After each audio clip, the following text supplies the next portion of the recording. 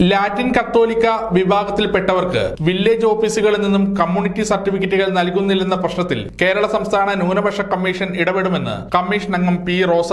കേരള സംസ്ഥാന ന്യൂനപക്ഷ കമ്മീഷന്റെ കണ്ണൂർ കളക്ടറേറ്റ് ഓഡിറ്റോറിയത്തിൽ നടന്ന ജില്ലാ സിറ്റിംഗിന് ശേഷം സംസാരിക്കുകയായിരുന്നു റോസ.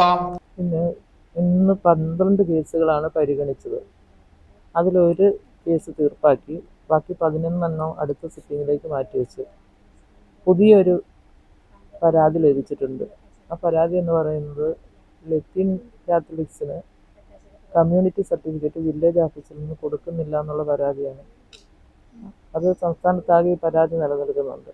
അതുകൊണ്ട് തന്നെ അതിനാവശ്യമായ ഇടപെടൽ നടത്താൻ വേണ്ടി കമ്മീഷൻ തീരുമാനിച്ചിട്ടുണ്ട്.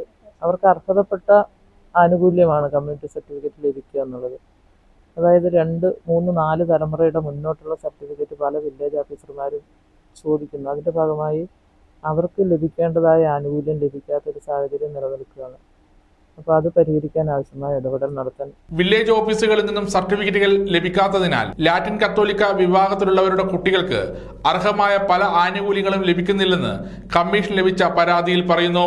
സംസ്ഥാനത്താകെയുള്ള പൊതുവായ പ്രശ്നമാണെന്നും ആവശ്യമായ ഇടപെടലുകൾ നടത്തുമെന്നും റോസ പറഞ്ഞു. സമഗ്ര ന്യൂസ്, കണ്ണൂർ.